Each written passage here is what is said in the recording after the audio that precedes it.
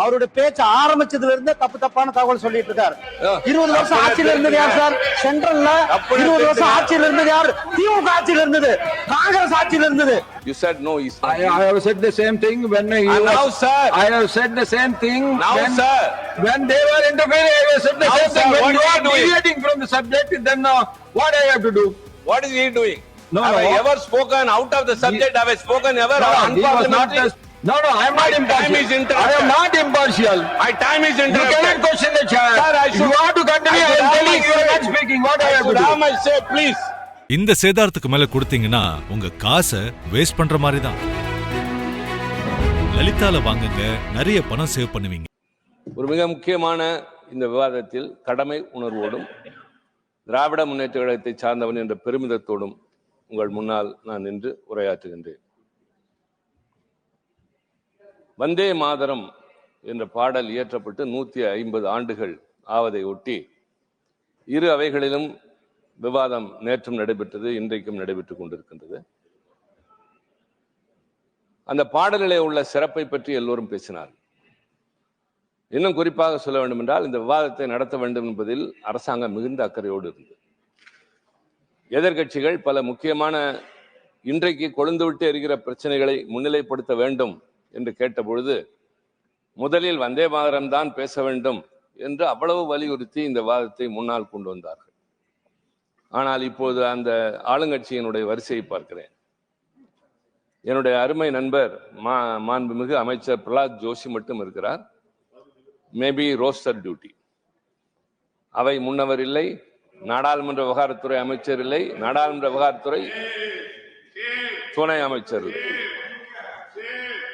ஆக இந்த பொறுப்புணர்ச்சி என்பது வெறும் விவாதத்தை கொண்டு வருவதோடு மட்டுமல்ல, அவை நடவடிக்கைகளில் பங்கேற்பதிலும் இருக்கிறது. ஒருவேளை அதை முன்னதே அவர்கள் யோசித்திருப்பார். No. Yes.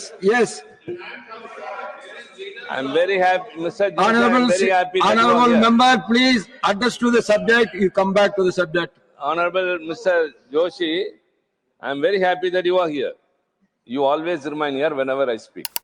And today is your roster duty. But I say that the leader of the house is not there, the parliamentary affairs minister, not the MOS of the parliamentary affairs minister is not here. Please look behind. Only you were very particular in bringing the debate first, than anything else. When you have spoken so much at length in the Lok Sabha and here, you should prove it by way of your actions. தயவு செய்து எப்பொழுதும் அடுத்தவர்களை விரல் நீட்டி குறை சொல்வதை you please come to the subject, please. நான் வருகிறேன். அதற்குத்தான் நான் இங்கே வந்திருக்கிறேன். அவர்கள் பேசும் போதெல்லாம் அடுத்தவர்களை விமர்சிப்பதில் தான் இருக்கிறார்களே தவிர அதில் உள்ள நிறைகளை பற்றி பேசுவதில்லை. வந்தே மாதரம் என்ற பாடலை பற்றி பேச விழைந்தவர்கள் பெரும்பாலும் குற்றச்சாட்டை காங்கிரஸ் கட்சியின் மீதும் மறைந்த பண்டித நேரு அவர்கள் மீதும் வைத்தார்கள். பதிலுக்கு அவர்களும் வைத்தார்கள். விளக்கம் சொல்ல வேண்டிய ஒரு கடமை உணர்வோடு. ஆனால் நாங்கள் சில பொறுப்புணர்ச்சியோடு இங்கே பேச வேண்டும். இந்த அவையின் இந்த விவாத நேரத்தை நான் மிக முக்கியமாக கருதுகிறேன். ஊருக்கும் உலகத்திற்கும் தெரியாத சிலவற்றை சொல்வதற்கு இந்த சந்தர்ப்பத்தை நான் பயன்படுத்திக் கொள்ள விரும்புகின்றேன். எல்லோரும் குறிப்பிட்டார்கள், இந்த பாடல் பங்கிம் சந்திர சட்டோபாத்யாய் என்பவரால் 1876 எழுதப்பட்டு பின்னர் 1882 அவர் எழுதிய ஆனந்தமடம் என்கின்ற நாவலில் தொடர், அதாவது பங்களா தர்ஷன் என்ற பத்திரிகையில் ஒரு தொடராக வெளிவந்தது. அதுல இந்த பாடல் இடம்பெற்று அது மிகுந்த புகழ் பெற்று உள்துறை அமைச்சர் குறிப்பிட்டதை போல, எதிர்கட்சி தலைவர் சொன்னதை போல 1896 ஆண்டு ரவீந்திரநாத் தாகூர் அவர்களால் கல்கத்தாவில் காங்கிரஸ் மாநாட்டில் அவரால் மெட்டமைக்கப்பட்டு பாடப்பட்டது. அது அத்தோடு நிற்கவில்லை. அந்த வந்தே மாதரம் என்ற அந்த 2 சொற்கள் இந்தியா முழுவதும் எதிரொலித்தது. விடுதலை வேட்கையை கிளர்ந்து எழச் செய்தது. இது எந்த மொழியில என்று யாரும் பார்க்கவில்லை. இன்றைக்கு நாம் பாடுகின்ற நாட்டுப்பண் என்று சொல்லுகிற ஜனகண மனதியாக இருக்கலாம், நாட்டுப்பாடல் என்று சொல்லுகிற வந்தே மாதரமாக இருக்கலாம், இரண்டும் வங்காள மொழியில் இருக்கிறது. எந்த மொழி தெரியாது. ஆனால் உணர்ச்சிகளை கொந்தளிக்கிற போது, அது எதை முன்வைக்கிறது என்கிற போது அதில் எல்லோரும் ஒன்றிணைந்தார்கள். அன்றைக்கு ஏற்பட்ட அந்த உணர்ச்சி என்பது காஷ்மீரிலிருந்து கன்னியாகுமரி வரை பரவியது. எல்லோருக்கும் ஒரே உணர்வு இருந்தது, இந்த நாடு விடுதலை பெற வேண்டும் என்று. மகாகவி பாரதி அவர்கள் ஒரு அழகான பாடலை நிறைய எழுதியிருக்கிறார் விடுதலை வேட்கையை குறித்து. எந்தையும் தாயும் மகிழ்ந்து குலாவி இருந்தது இந்நாடே, அதன் முந்தையர் 1000 வாழ்ந்து முடிந்ததும் இந்நாடே, அவர் சிந்தையில் 1000 எண்ணங்கள் சிறந்து விளங்கியதும் இந்நாடே, இதை நான் சிந்தை வந்தனை கூறி மனதில் இருத்தி என் வாயுர வாழ்த்துவேனோ, வந்தே மாதரம் என்று வணங்குவேனோ என்று சொல்கிறார். அன்றைக்கு அந்த பாடல் எல்லா திசைகளிலும் ஒலித்தது. இப்பொழுது நான் சொல்ல வருவது, அவைத்தலைவர்களே, உங்களுக்கு வரலாறு நிறையவே தெரியும். இந்த விடுதலை உணர்வு என்பது, வெள்ளையர்களை எதிர்த்து போராடுவது என்பது ஏதோ 20ஆம் நூற்றாண்டு 19ஆம் நூற்றாண்டின் இறுதியிலே வந்ததை போல ஒரு தோற்றம் வரலாறு எழுதப்படுகின்றது. வரலாறு எழுதப்படுவதை பொறுத்து தான் அது அடுத்தவர்களால் நம்பப்படுகிறது. உலகத்திலே மாவீரன் அலெக்சாண்டர், உலகத்திலே மகா பெரிய கொடுங்கோலன் செங்கிஸ்கான், இப்படி எழுதினார்கள். ஆனால் என்ன, அலெக்சாண்டர் மட்டும் என்ன பூங்கொத்து கொடுத்தா அடுத்த நாடுகளை கைப்பற்றினார்? அவரும் தலைகளை கொய்தார், அவரும் போர் தொடுத்தார், பல பேரை கொன்றார். செங்கிஸ்கானும் அதையே செய்தான். ஆனால் எழுதியவர்கள் அவர்களுக்கு ஆதரவாக எழுத ஆரம்பித்த போது அலெக்சாண்டரை மாவீரன் என்றும் இவனை கொடுங்கோலன் என்றும் சித்தரித்தார். என்னுடைய கவலை, மற்றவர்களுடைய பங்களிப்பை நாங்கள் கொஞ்சம் கூட நாங்கள் மறக்கவில்லை. உங்களுக்கு தெரியாதல்ல, தமிழ்நாட்டில் திலகரின் பெயரால் திடல் வைத்திருக்கிறோம். நேதாஜி சுபாஷ் சந்திர போஸின் பெயரால் சாலைகள் வைத்திருக்கிறோம். கஸ்தூரிபாய் காந்தி மருத்துவமனை என்று காந்தியினுடைய மனைவியின் பெயரால் மருத்துவமனை வைத்திருக்கிறோம். கமலா நேரு பூங்கா என்று நேருவினுடைய மனைவியின் பெயரால் பூங்கா வைத்திருக்கிறோம். நான் கேட்கிறேன், எங்காவது வடபுலத்திலே வாவு சிதம்பரனார் சாலை உண்டா? பாரதியார் தெரு உண்டா? யாருக்காவது வீரபாண்டிய கட்டபொம்மனை தெரியுமா? தயவு செய்து சொல்லுங்கள். ஏன் புறக்கணிக்கப்பட்டோம்? கேட்க வேண்டியது யார்? நாம் தான். நாங்கள் ஒரு மாநில கட்சி தான், திராவிட முன்னேற்ற கழகம். ஆனால் எந்த நிலையிலும் இந்த நாட்டுக்கு போராடியவர்களை நாங்கள் கைவிட்டதும் இல்லை, அடையாளம் காட்ட தவறியதும் இல்லை என்பதை நான் பேருவகையோடு சொல்கிறேன். முதலாக வெள்ளையனை எதிர்த்து குரல் கொடுத்தது, போராடியது நெல்கட்டு செவல் என்று திருநெல்வேலிக்கு பக்கத்தில் இருக்கிற பாளையத்தை ஆண்ட பூலித்தேவன் என்பவன் தான். அவன் தான் முதலில் வெள்ளையனே வெளியேறு என்ற முழக்கத்தை ஏற்படுத்தினான். அதுதான் 1942 குவிட் இந்தியா மூவ்மெண்ட் என்றதுக்கு முன்னோடி பூலித்தேவன். அதற்கு பின்னால் வீரபாண்டிய கட்டபொம்மன். நீங்கள் பின்னால் வரிகொடா இயக்கம் என்று சொல்வது முதலாக தொடங்கி வைத்தது வீரபாண்டிய கட்டபொம்மன். 1960 பிறந்து 99 99 ஆண்டுகளில் தூக்கிலிடப்பட்டவன். கொஞ்சம் கூட கலங்கவில்லை. அப்பொழுதும் கூட அவன் என் தாய்நாடே என்று சொல்லிவிட்டு தான் தூக்கிலே தொங்கினான். வீரபாண்டிய கட்டபொம்மனை வடபுலம் அறியுமா? குறைந்தபட்சம் கர்நாடகத்திலே வாழ்கிற என் நண்பர் பிரகலாத் ஜோஷி அறிவாரா? இங்க இருக்கிற யாருக்காவது தெரியுமா? நான் வேதனையோடு கேட்கிறேன்.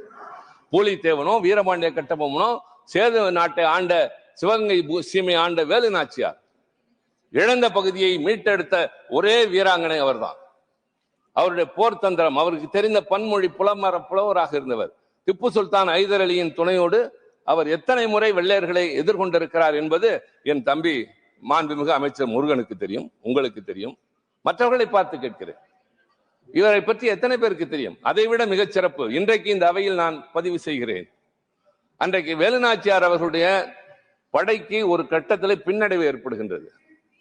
வெள்ளையர்களுடைய ஆயுத வலிமையை எதிர்த்தும் அவர்களுடைய அந்த போர் தந்திரத்தை எதிர்த்தும் போரிட முடியாத நிலை வருகிறது. அப்பொழுது எப்படியாவது இவரை வெற்றி பெற செய்ய வேண்டும் என்று அவருடைய படை தளபதிகளில் ஒருவராக இருந்த குயிலி என்கிற ஒரு பெண், தலித்தனத்தை சார்ந்தவர் என்று சொல்கிறார்கள், அவருடைய பூர்வாங்கரத்தை ஆராய்ச்சவர், பல பெண்களோடு நடன குழுவை போல ஊருக்குள்ளே ஊடுருவி சென்று, கோட்டைக்குள்ளே சென்று, தன்னுடைய உடலெல்லாம் நெய்யை ஊற்றிக்கொண்டு வெள்ளையர்களின் ஆயுத கிடங்கில் தீப்பற்று வைத்துக் கொண்டு குதித்து அந்த ஆயுத கிடங்கை அழித்து வேலு நாச்சியாரின் வெற்றியை சாதகமாக்கியது குயிலி என்கிற அந்த பெண் செய்த தியாகம். அவளுக்கு வயது 20க்குள்ளாகத்தான். எத்தனையோ பேசுகிறோமே, ராணி லட்சுமிபாயை பற்றி பேசுகிறோம், வேலு நாச்சியாரை தெரியாது. குயிலியை பற்றி யாருக்குமே தெரியாது. எவ்வளவு பெரிய தியாகம்! வெள்ளையர்கள் நடுநடுங்கி போனார்கள். ஆக இப்படி பல வரலாறுகள் நம்மிடையே மறைக்கப்பட்டிருக்கின்றது. மருது சகோதரர்கள் தூக்கிலே போடப்பட்டதும், ஒவ்வொருவனாக தூக்கிலே தொங்க விடப்பட்டதும் கொஞ்சம் நஞ்சம் அல்ல. அதே போலத்தான் பாரதியார் வறுமையிலே வாடினாலும் அவர் பாடிய பாடல் திக்கட்டும் ஒலித்தது. வ.உ.சி. பிரதமர் பேசுகிறார், அவருடைய வார்த்தைகளிலே வருகிறது, பல பெயர்களை சொல்கிறார். அவருக்காக என்ன செய்திருக்கிறீர்கள்? அடுத்தவர்களை குறை சொல்வதோடு அல்ல. நான் தயவு செய்து கேட்கிறேன், மரபுகளை காப்பாற்ற வேண்டாமா? குடியரசுத் தலைவர் ரஷ்ய நாட்டிலிருந்து வருகிற அதிபருக்கு விருந்து அளிக்கிறார். அரசியல் சட்டத்தின் 79வது பிரிவு சொல்கிறது, நாடாளுமன்றம் என்பது 2 அவைகளை கொண்டது, அதனுடைய ஒட்டுமொத்த அரசாங்கத்தின் தலைவராக குடியரசுத் தலைவர் இருப்பார் என்று. ஆனால் வெளிநாட்டிலிருந்து வருகிற ஒரு தலைவருக்கு தருகிற விருதில் எதிர்கட்சியை சார்ந்த மாநிலங்களவை தலைவரும் அழைக்கப்படவில்லை, மக்களவை தலைவரும் அழைக்கப்படவில்லை. யாரிடம் போய் சொல்வது? சுதந்திரத்தை பெற்றோம், அதை குடியரசாக மாற்றினோம். அந்த குடியரசு என்பதை நிலைநாட்டுவதற்கு, மக்களாட்சி என்பதற்காக. இந்த வந்தே மாதரம் பாடல் கூட அப்படித்தான். தாகூர் காங்கிரஸிலே பாடினார், காங்கிரஸ் கட்சி தீர்மானம் நிறைவேற்றியது என்பது அல்ல. அரசியல் சட்ட நிர்ணய சபை 1950 ஜனவரி 24 இதை ஏற்றுக்கொண்டது.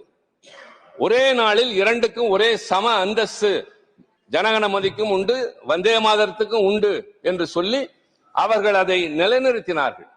இப்பொழுது நான் கேட்க வருவது, வ.உ. சிதம்பரனார் என்கிற பெயரை சொல்கிறீர்கள், அவரை பற்றி என்ன தெரியும்? வாணிகத்தின் மூலமாக இந்த நாட்டிலே உள்ளே ஊடுருவி நுழைந்த அந்த வெள்ளையர்களை வாணிகத்தால் தான் விரட்ட முடியும் என்று அவர்களுக்கு எதிராக கடலிலே கப்பல் வாங்கினார். கப்பல் மூலமாகத்தான் வந்தார்கள், இங்க இருக்கிற சரக்குகளை கொண்டு போனார்கள். இவர் பதிலுக்கு ஒரு கப்பல், சுதேசி கப்பலை வாங்கினார், வந்தே மாதரம் என்று அதை அழைத்தார். அதற்காக நிதி திரட்ட வடக்கே வருகிறார், இங்க இருப்பவரெல்லாம் வருகிறார். நான் வெள்ளையனை எதிர்த்து கப்பல் ஓட்ட போகிறேன், எனக்கு நிதி தாருங்கள் என்று கேட்டு வருகிற போது அவருடைய மகன் இறந்து போன செய்தி வருகிறது. அவர் சொல்கிறார், நான் போய் ஆக வேண்டியது ஒன்றுமில்லை, என் மகன் இறந்தது எனக்கு பெரிதில்லை, எனக்கு கப்பல் வாங்குவதுதான் முக்கியம், வெள்ளையனை விரட்ட என்று இங்கே நின்று காசு வாங்கி கொண்டு போய் அந்த கப்பலை வாங்கினார். அவரை எதிர்த்து வழக்கு தொடுக்கப்பட்டு சரித்திரத்தில் இல்லாத அளவிற்கு 2 ஆயுள் தண்டனைகளை பெற்ற ஒரே தலைவன் வ.உ. சிதம்பரனார் தான். சிறையில என்ன நடந்தது? மற்ற கைதிகளைப் போல கூட நடத்தவில்லை. அவரை செக்கிழுக்க வைத்தார். எண்ணெய் ஆட்டுகிற செக்கினை மாட்டுக்கு பதிலாக அவரை வைத்து இழுத்த கொடுமை உங்களுக்கு தெரியாதா தலைவர் அவர்களே? எத்தனை இடங்களில் நீங்களும் பேசியிருப்பீர்கள், எவ்வளவு அறிந்திருப்பீர்கள். செக்கிழுத்து வெளியே வந்து சக்கையாக விழுந்தார். சிறையிலே அவரை போலவே சென்ற வீரன் சுப்பிரமணிய சிவா வெளியே வந்த போது தொழுநோய் வந்து செத்தார். என்ன தந்தது இந்த நாடு அவர்களுக்கு? அதைத்தான் கேட்டேன். நாங்கள் வைக்கிறோமே வடபுலத்தில் இத்தனை பேர்களை, இவ்வளவு மரியாதை தருகிறோமே, இங்கே பாடியவர்களுக்காக போராடியவர்களுக்கு நீங்கள் எங்களை பற்றி தெரிந்தாவது கொள்கிறீர்களா? குறைந்தபட்சம் உங்கள் பாடத்திட்டத்திலாவது சொல்லித்தாருங்கள். சிபிஎஸ்இ பாடத்திட்டத்தில் இப்படி எல்லாம் தலைவர்கள் வாழ்ந்திருக்கிறார்கள் என்று. ராணி அப்பக்கா என்று ஒருவர் கர்நாடகத்திலே வாழ்ந்தார், யாருக்கு தெரியும்? எத்தனை கொடுமைகள், எவ்வளவு பேர் தியாகம், கொஞ்சம் நஞ்சம் அல்ல. சோழவந்தானிலே பிறந்த ஒரு பெண் பத்மாசினி மதுரையிலே வாழ்க்கைப்படுகிறார் சீனிவாசவர்தன் என்பவருக்கு. அவர் தேசபக்தி உள்ளவர். அவரோடு சேர்ந்து இவர் தெருவெல்லாம் பாரதியாரின் பாடல்களை பாடிக்கொண்டே போகிறார். வெள்ளையர்களுக்கு அதிர்ச்சி ஆகிறது. ஜாலியன் வாலாபாக் படுகொலையை பற்றி, லாலா லஜபதி ராய் அடிபட்டு செத்ததை பற்றி பத்மாசினி தமிழ்நாட்டு வீதிகளிலே முழங்கிய முழக்கம் எங்களுக்கு இருந்த உணர்வு. இது பஞ்சாப் என்று பார்க்கவில்லை, ஜாலியன் வாலாபாக்கில் நடந்த படுகொலை என்று பார்க்கவில்லை, இது தேச விடுதலைக்காக நடைபெற்ற படுபாதகம், ஒருவர் தியாகம் செய்திருக்கிறார் உயிரை என்று தெரு தெருவாக பாடியவள் பத்மாசினி. அவளை கொண்டு போய் சிறையில் அடைத்தார்கள் கர்ப்பிணியாக. உள்ளேயே குழந்தை பிறந்து செத்து போனது. வெளியே வந்து தொடர்ந்து தன்னுடைய பணியினை தொடங்குகிறார். அந்த பணியிலேயே இறந்து போனார். பத்மாசினியை யார் அறிவார்? என் தம்பி முருகன் அறிவாரா? குறைந்தபட்சம் இவ்வளவு பேர். நான் முக்கியமான ஒன்றை இன்றைக்கு உங்களோடு பகிர்ந்து கொள்கிறேன், அது ரொம்ப அவசியமாகிறது. மீண்டும் தெரியுமா தெரியுமா என்றுதான் நான் கேட்க வேண்டும். எங்களுடைய துர்பாகியமான நிலைமை. இந்த வார்த்தையை நான் பயன்படுத்துவதில்லை, ஆனால் பயன்படுத்த வேண்டிய கட்டம். திருவனந்தபுரத்திலே குமரி பக்கத்திலே பிறந்த செண்பகராமன் பிள்ளை உங்களுக்கு தெரியும், அண்ணன் சிதம்பரத்துக்கு தெரியும். செண்பகராமன் பிள்ளை இங்கிருந்து ஒரு ஜெர்மானி நாட்டு உளவாளியின் மூலமாக அவருடைய அறிவாற்றலை புரிந்து கொண்ட அவர், நீ இங்கே இருக்காதே, போதாது, நீ வெளிநாட்டுக்கு வா என்கிற போது இவருக்கு அப்பொழுதே சிறு வயதிலேயே விடுதலை வேட்கை வருகிறது. முதலாக ஜெய்ஹிந்த் என்ற முழக்கத்தை உருவாக்கியதே செண்பகராமன் தான். அந்த செண்பகராமன் இங்கிருந்து கிளம்பி இத்தாலிக்கு போய் பல மொழிகளை பயில்கிறார். எல்லாவற்றையும் படித்துவிட்டு ஜெர்மன் நாட்டுக்கு போய் அங்க இருக்கிற மன்னர் பேரரசர் கெய்சரின் நெருங்கிய நம்பிக்கைக்குரியவராக மாறி அவருடைய அந்தரங்க ஆலோசகராக மாறுகிறார். அதற்கு பின்னால் ஹிட்லரோடும் அவர் நெருங்குகிறார். அப்போதான் முதல் உலக போர் நடைபெற்றுகிற போது அங்கிருந்து வந்த M10 என்ற போர்க்கப்பலிலே அவர் தளபதியாக வந்து, யாருக்குமே தெரியாது M10 குண்டு என்று கேள்விப்பட்டிருப்போம். தமிழ்நாட்டு எல்லைக்குள்ளே கடலோரத்தில் வந்து வெள்ளையர்களுடைய பர்மாஷெல் என்கிற எண்ணெய் கிடங்குகளை உடைத்துவிட்டு செஞ்சாஜ் கோட்டையிலே குண்டு வீசிவிட்டு வெற்றிகரமாக திரும்பிய வீரன் செண்பகராமன். பின்னர் ஹிட்லரிடம் நெருங்குகிறான். ஹிட்லருக்கு இவன் மீது ஏகப்பட்ட மரியாதை. அவரிடம் அவன் பேசுகிறான், என் நாடு விடுதலை அடைய வேண்டும், நான் அதற்காகத்தான் இவ்வளவு தொலை வந்தேன். அந்த நேரத்தில் ஹிட்லர் சொல்கிறான், இந்தியர்கள் சுய ஆட்சிக்கு தகுதியற்றவர்கள் என்று சொல்கிறான். இதை கேட்டு கேள்விப்பட்ட செண்பகராமன் கொந்தளித்து போய், நீ பேசியது தவறு, மன்னிப்பு கேள், அந்த மன்னிப்பையும் எழுத்து மூலமாகத்தா என்று கேட்கிறார். வேறு வழி இல்லாமல் அன்றைக்கு செண்பகராமனுக்கு மக்களிடம் இருந்த செல்வாக்கை உணர்ந்த ஹிட்லர், அவைத்தலைவர் அவர்களே, பல பேர் தெரிந்து கொள்ள வேண்டும், ஹிட்லர் முதலாக தலை வணங்கி மன்னிப்பு கடிதம் எழுதியது தமிழனாகிய செண்பகராமனுக்கு. எதற்காக? இந்த நாட்டை பற்றி அவமானப்படுத்தினான் ஒருவன் என்று அந்நிய நாட்டின் மிகப்பெரிய சர்வாதிகாரியா இருந்தவரிடம் போய் பேசுகிற துணிச்சல் செண்பகராமனுக்கு இருந்தது. கடிதம் எழுதினான், எழுதிவிட்டு ஆற்ற முடியவில்லை. நம்மிடமிருந்து இப்படி ஒரு கடிதம் போய்விட்டதே, இதை எப்படியாவது கைப்பற்ற வேண்டும் என்று. அப்படி கைப்பற்ற முனைவது அவனுடைய நாசிகள். அந்த கடிதத்தை கைப்பற்ற முனைகிற முயற்சியில் மெல்ல கொள்ளுகிற நஞ்சினை கொடுக்கிறார்கள், உணவிலே கலந்து தெரியாமல் உட்கொள்கிறார். மெல்ல மெல்ல அவருடைய உயிர் போகிறது.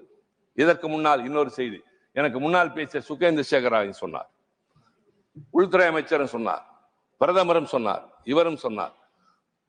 மராட்டிய மாநிலத்தை சார்ந்த என் சகோதரி ரஜினி பாட்டீல் இருந்தால் அவருக்கு தெரியும். மராட்டிய மாநிலத்தை சார்ந்த திருமதி காமா, மேடம் காமா, அந்த அம்மா, அவர்தான் முதலாக ஜெர்மன் நாட்டிலே நடைபெற்ற ஒரு உலக சோசியலிச மாநாடு 1907 ஆண்டு.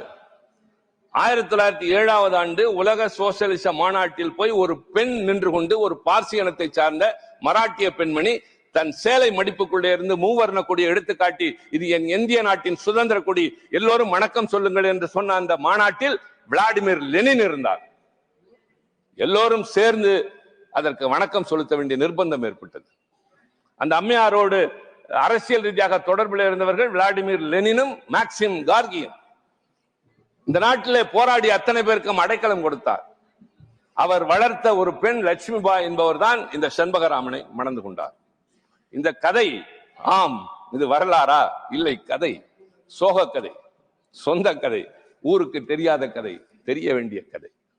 ஒரு தனி மனிதன் இங்கிருந்து ஜெர்மன் நாட்டுக்கு போய் ஒரு சர்வாதிகாரியை மிரட்டுகின்ற அளவிற்கு வாழ்ந்து, கப்பலில் ஏறி தளபதியாக வந்து உலகத்தில் இருக்கிற எல்லோருக்கும் அதை பரப்புகிறான். அந்த செண்பகராமனை முதலாக நேதாஜி சுபாஷ் சந்திர போஸ் ஜெர்மன் நாட்டில் சந்தித்த போதுதான் ஜெய்ஹிந்த் என்ற அவருடைய அந்த முழக்கத்தை எடுத்துக்கொண்டு திரும்புகிறார் என்பதும் ஒரு வரலாறு. மெல்ல கொல்லும் விஷம், உயிர் போய் கொண்டிருக்கிறது, இங்க இருந்தால் உனக்கு ஆபத்து, வேறு நாட்டுக்கு போ என்று சொல்கிற போது போகிற வழியில் நாசிக்கள் மறித்து தாக்குகிறார்கள். மருத்துவமனைக்கு போகிறார், உயிர் பிரிகிறது. உயிர் பிரிகிற நேரத்தில் ரொம்ப ரொம்ப முக்கியம், அந்த நேரத்தில் அவர் சொன்னதுதான் ரொம்ப முக்கியம். நான் இந்தியா விடுதலை பெற்று அதனுடைய சுதந்திர நாட்டின் போர்க்கப்பலில் இந்தியாவிற்கு திரும்பி செல்ல வேண்டும் என்று விரும்பினேன்.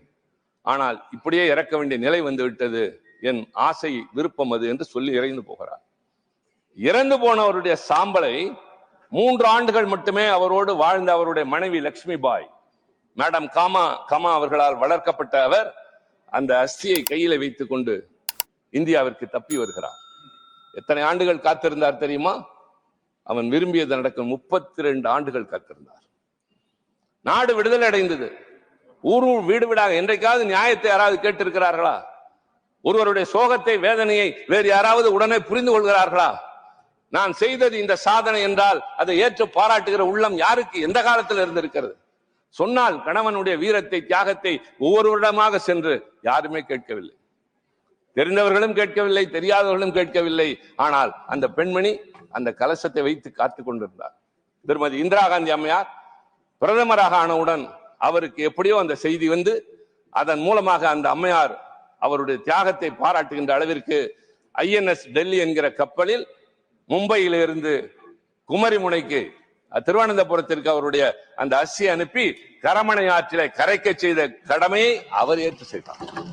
இது காங்கிரஸ் கட்சி, இது இந்திரா காந்தி அம்மையார் ஒன்றுமில்லை எது இல்லை என்பது அல்ல. ஒரு மிகப்பெரிய தியாகி, நீண்ட நெடுங்காலம் பாராட்டப்பட்டது எப்பொழுது, அங்கீகாரம் கிடைத்தது எப்பொழுது? இப்போது கேட்கிறேன், மீண்டும் நான் என் தம்பியை கேட்கிறேன், செண்பகராமனை இவராவது அறிவாரா? அவன் தமிழன், நேதாஜிக்கு முன்னோடி, ஜெய்ஹிந்த் என்ற முழக்கத்தை முன்னால் வைத்தவன். அவனுடைய அந்த வீர தீர செயல், M10 கப்பல் வந்து ஆற்றிய அந்த மிகப்பெரிய செயல் தளபதியாக இருந்தது. ஹிட்லரையே மிரட்டியது. ஹிட்லரிடமே மன்னிப்பு கடிதம் எழுதி வாங்கிய ஒருவனுடைய பெயர் இந்திய நாட்டு விடுதலை போராட்ட வரலாற்றில் இல்லை. அதைத்தான் சொல்கிறேன். வரலாறு மாற்றி எழுதப்பட்டது, மறைத்து எழுதப்பட்டது. மறந்து போகவில்லை, மறைத்து எழுதப்பட்டது. மாற்றி எழுத வேண்டும். இதையெல்லாம் நான் திரித்து எழுதுங்கள் என்று சொல்லவில்லை, திருத்தி எழுதுங்கள். இனியாவது எல்லாவற்றிற்கும் ஒரு சாயத்தை பூசுவது, எல்லாவற்றிற்கும் ஒருவர் உரிமை கொண்டாடுவது என்பதாக இல்லாமல் எனக்கே எல்லாம் என்று சொல்வதற்கு மாறாக இதற்கெல்லாம் ஒரு தீர்வு காணுங்கள். எல்லோரையும் ஒன்றாக கருதுங்கள். நீங்கள் பேசுகிற தேசியம் உண்மை என்றால் காஷ்மீரிலிருந்து கன்னியாகுமரி வரை ஒன்று என்று நடத்துங்கள். எல்லோரையும் ஒன்றாக நடத்துங்கள். எல்லா மொழிகளையும் ஒன்றாக நடத்துங்கள். எல்லா இனத்தோருடைய தியாகத்தையும் போற்றுங்கள். கிடையவே. ஆனால் நாங்கள் யார்? மாநில கட்சி.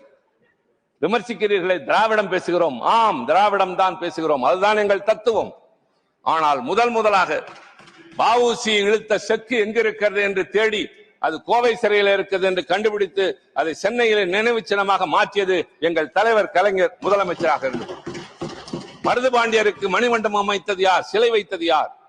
நேற்றைக்கு முதலமைச்சர் மு.க. ஸ்டாலின் மதுரையிலே 150 கோடி ரூபாய் செலவிலே வேலு நாச்சியாருடைய பெயரால் ஒரு மேம்பாலம் அமைத்திருக்கிறார். சொல்லிக்கொண்டே போகலாம். தீரன் சின்னமலை உங்களுக்கு தெரியாது, உங்கள் பகுதியை சார்ந்த மாபெரும் வீரன் தீரன் சின்னமலை. அவன் சிறையிலே கைதாகி இருக்கிற போது, பகுதியை சார்ந்தவர் அல்ல, நம்ம பகுதியை சார்ந்தவர், இந்திய தேசத்தை சேர்ந்தவர். நீங்கள் வாழ்ந்த பகுதி, வாழுகின்ற பகுதி, நீங்கள் இந்தியாவுக்கே சொந்தம். எல்லாரும் தான் வாழ்றோம். அந்த பகுதி மட்டும் சொந்தம் கொண்டாடணுங்கிறது தவறு. நீங்கள் இந்தியாவுக்கே சொந்தம், உங்களுக்கு தெரியும் என்பதால் சொல்லுகிறேன். எல்லோரும் தான் கொண்டாடுகிறோம், ஆனால் தமிழ்நாட்டில் மட்டும்தான் கொண்டாடுகிறோம். என் ஆதங்கம் அதுதான், என் அக்கறையும் கவலையும் அதுதான். தீரன் சின்னமலையை நீங்கள் அறிவீர்கள், நான் அறிவேன், தமிழ்நாடு அறியும், டெல்லி அறியுமா, பாட்னா அறியுமா, அலகாபாத் அறியுமா, அறிய வேண்டும். அந்த தீரன் சின்னமலை சிறையில் இருந்த போது அவனுக்கு செருப்பு தைத்து கொடுத்த பொல்லான் என்பவன் அவன் எப்படி தப்பிக்க வேண்டும் என்பதற்கான யோசனையை செருப்புக்குள்ளே வைத்து அவருக்கு அனுப்பி அதன் மூலமாக Dheeran Chinnamalai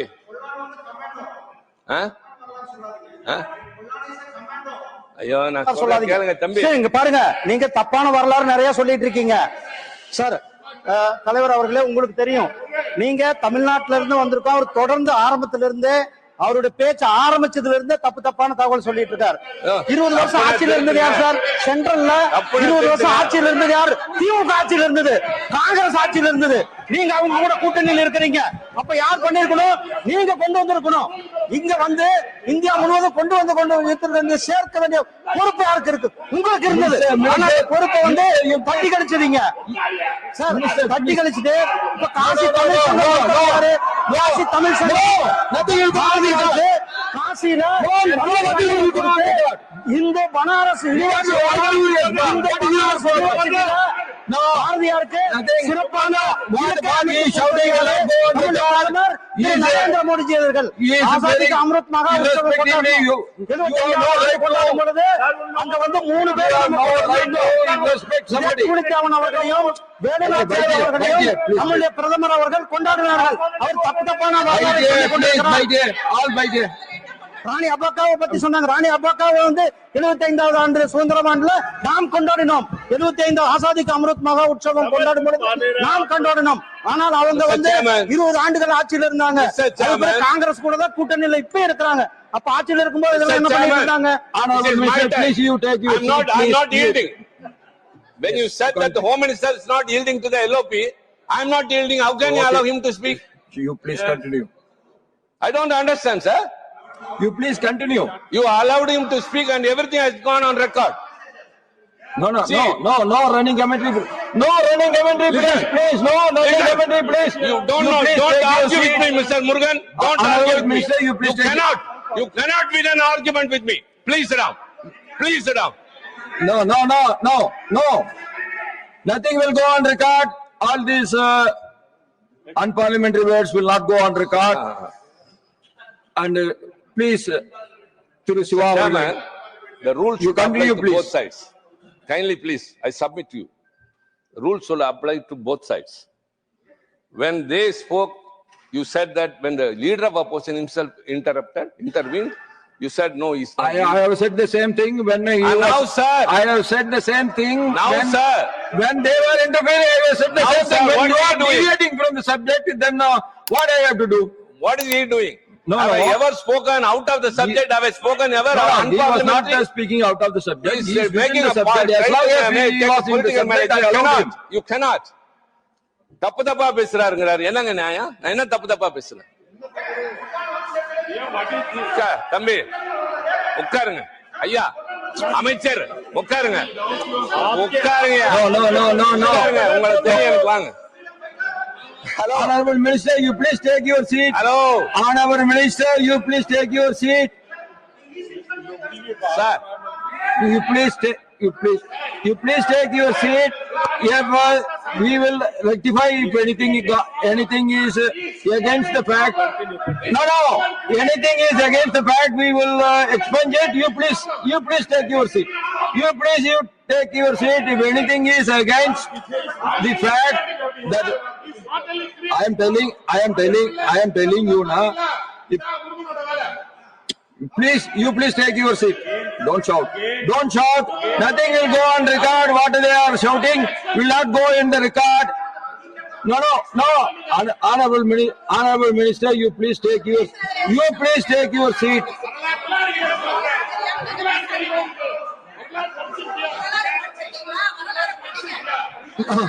Nothing will go on record. For some time, nothing will go on record.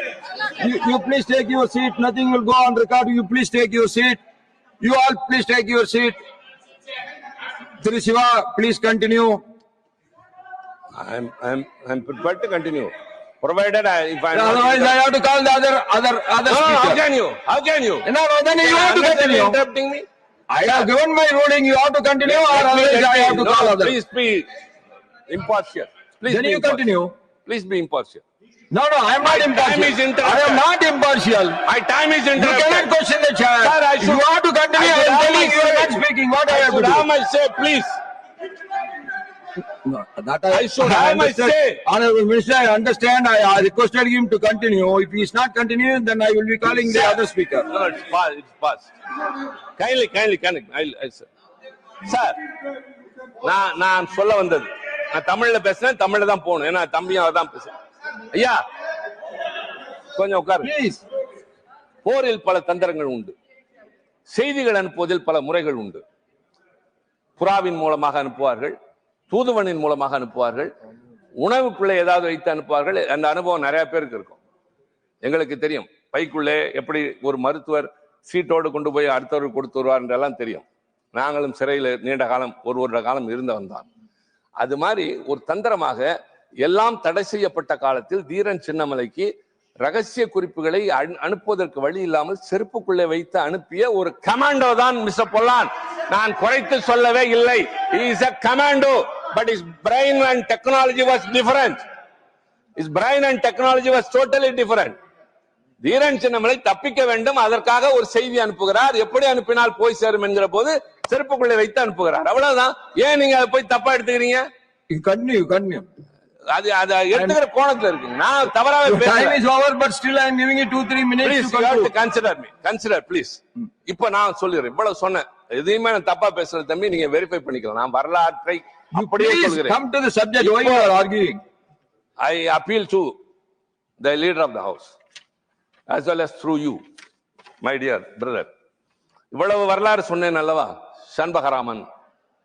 அடுத்து நீங்கள் புதிதாக கடலில் மிதக்க விடப்படுகின்ற போர்க்கப்பலுக்கு INS சண்பகராமன் என்று பெயர் வையுங்கள். நாங்களும் சேர்ந்து பாராட்டுவோம்.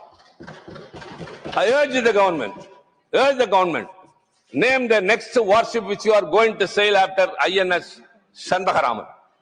I will also appreciate. We will also appreciate. Nobody will have grudges about it.